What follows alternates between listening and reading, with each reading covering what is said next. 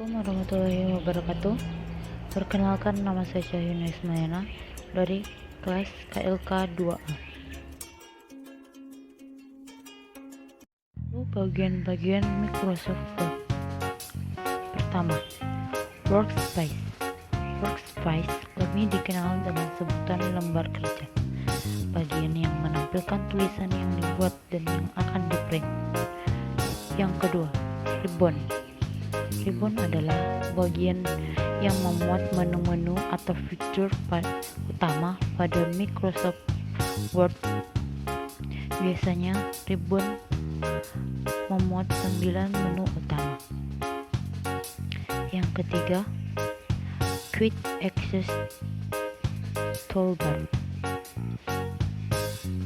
yaitu bagian yang berfungsi menampilkan perintah yang sering digunakan. Yang keempat, Title Bar. Title Bar adalah bagian yang menampilkan nama dokumen yang sedang dibuka. Yang kelima, Kontrol Jendela atau Window Management, yaitu bagian yang berfungsi untuk mengatur tampilan jendela Microsoft Word. Yang keenam, Tab Management. Tab Management adalah bagian dari tampilan Microsoft Word untuk memanajemen tabulasi tulisan. 7. Scroll Bar. Scroll Bar adalah bagian dari tampilan Microsoft Word untuk menggeser halaman, dan biasanya terdapat dua jenis scroll bar, yaitu horizontal scroll bar dan vertical scroll bar. Yang kedelapan, ruler, merupakan bagian dari tampilan Microsoft Word yang berfungsi untuk menampilkan garis bantu dan dapat digunakan untuk mengatur indentasi paragraf atau margin penulisan. Selanjutnya yang kesembilan, Status Bar. Status Bar adalah bagian dari Microsoft Word yang berfungsi untuk menampilkan keterangan terkait proses yang sedang terjadi di lembar kerja. Yang terakhir, Page View. Page View adalah fitur kontrol untuk mengubah tampilan lembar kerja dan mempercepat atau memperlambat tampilan lembar kerja.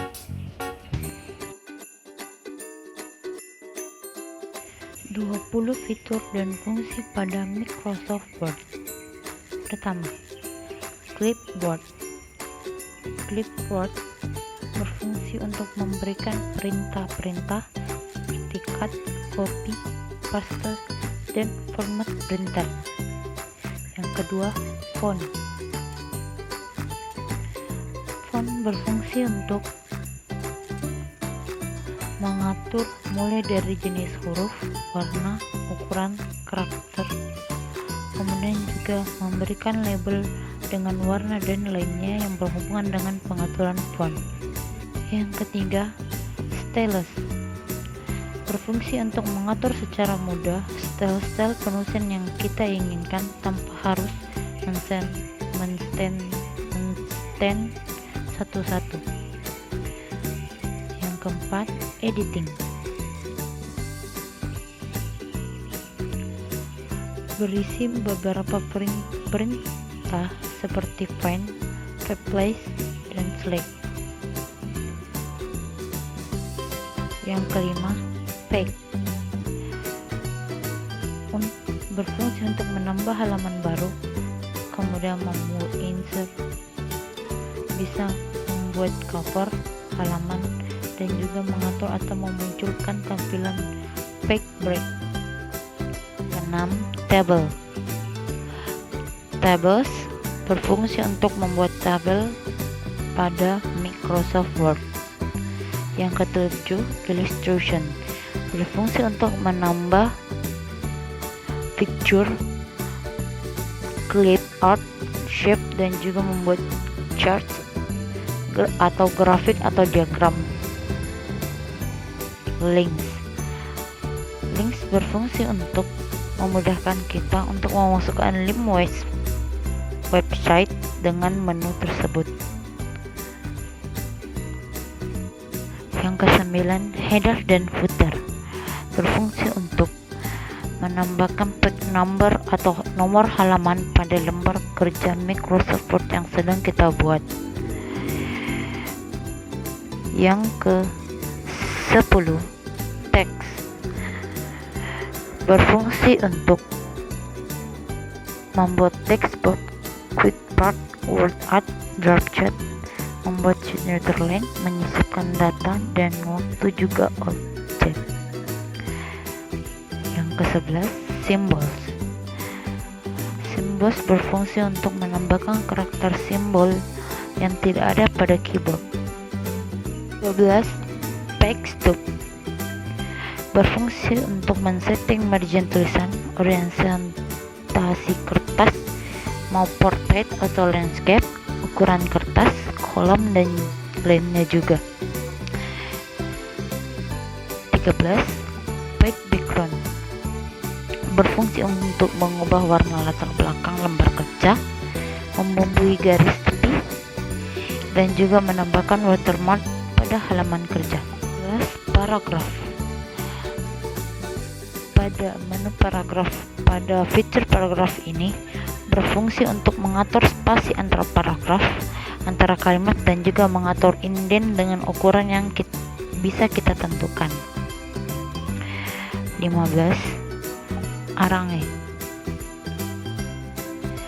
berfungsi untuk mengatur word text, posisi gambar, selection, pen, dan juga lainnya. 16, dokumen view berfungsi untuk mengatur tampilan lembar kerja Anda dengan beberapa layer. 17, show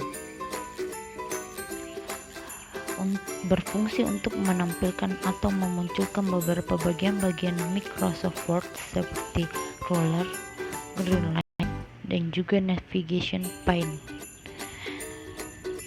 Zoom berfungsi untuk memperbesar tampilan layar kerja Anda. Windows berfungsi untuk agar Anda bisa melakukan beberapa pengaturan seperti New Windows, Arrange All, Split, dan juga melakukan Switch Windows. 20,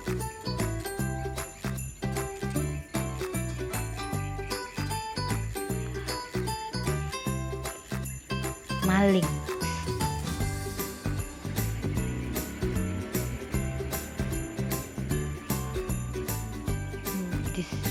fitur ini biasanya disebut dengan mail merger atau istilah kita sebut surat massal. Ini berfungsi untuk agar kita bisa membuat satu surat dengan isi yang sama namun penerimanya berbeda-beda. Dan terima kasih.